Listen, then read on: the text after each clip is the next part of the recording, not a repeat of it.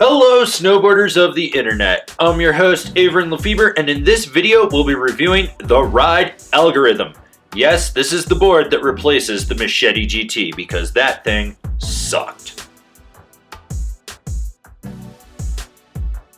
This board features Ride's directional twin hybrid rocker, which is just directional twin cam rocker. So basically like slightly set back cam rocker. So you got rocker out in the nose and the tail and camber underfoot. That's going to give you pop and snap, but play out in the tip and the tail and ease of entry into turns. I rode this board a little later in the day when there was a spring storm coming through, so there'd been a few inches of snow on the ground, a bunch of wind.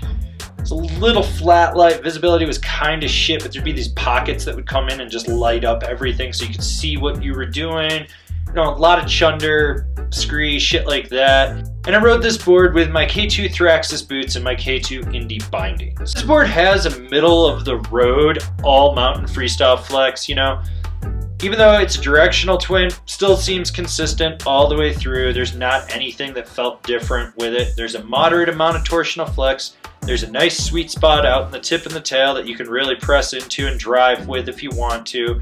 And when it came to stability, this board was, you know, moderately stable. It's still really lively. Felt a little bit of chatter underfoot.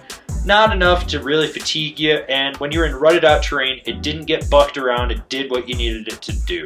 The snap in this board is superb. You do have to load it up, but when you do, you get a lot of rebound out of it. There's just a lot of energy in this board. It wants to pop. It's not the hardest thing to load up. It's not the easiest. It's somewhere in the middle in there. And when you're hitting jumps with it, small to large, it's got you covered. I was at the base, and I think the biggest jump I hit was probably like 15-ish feet, give or take.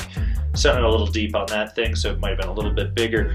But this board can handle jumps. That's one thing you need to know, is that this board is just pretty well balanced for all mountain versatility. This board takes a little bit of effort to just press into the snow to butter with. You know, you've got to just line yourself up with the camber and the flex points and everything, but it's not going to fight you. It's not one of those boards that you have to be really aggressive with, and when you do lock into a butter, you can hold it for as long as you want and it will stay locked in.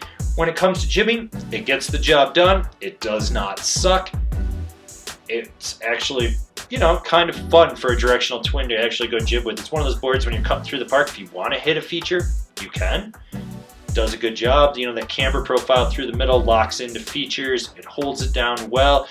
You got play out in the tips so that it will press on rails, boxes, and whatnot. This board has a really quick transition from toe to heel. You'll notice that right away when you're just cruising and you're just transitioning. You know, you're just going from toe to heel, doing those swooping turns down the run. And the good thing about this board is you can really load up the center of the board to drive that energy back out through the tail to slingshot you through a turn. If you want to rail a deep hard carve, go for it. You want to do a mellow one, go for it. Basically, this board just does what you want it to do. So who's this board for? I consider this a rad dad board, someone that's going to go rip the whole mountain. This is just such a versatile board that you can ride anywhere and not really have a problem with it. I'm not gonna lie, I didn't want to get off this board. I loved it that much. This board was so much fun to ride, and I'm pretty sure this is the replacement for the Machete GT, a board that I fucking hate. Like, if it just burns in the fiery pits of hell next to a Gilson and a Skate Banana, I'd be happy with it, because that board fucking sucked. This board is phenomenal. Like, this is gonna be a sleeper hit with Ride, I think. It's one of those unassuming boards that's really, really well built and designed. Comparable boards, the Wired Directive, the Jones Mountain Twin, the Yes Typo. This has been my review of the Ride Algorhythm. Do you agree with it? Do you disagree with it? Do you own one? Are you considering buying one? Because you should, it's that good. Anyways, leave me a comment down below. Let's have a conversation about this board. If you're new here, remember to subscribe, click the bell, get those notifications. That way you're not missing any of the content we've got coming out for you. And if you really want to support us and you really want to see us grow out our content and all of our offerings and whatnot, swing on over to Angry Snowboarder VIP. I could tell you more here, but I got a video over there for you. As always, I've been your host, Avran LeFeber, and I'll see you in another video.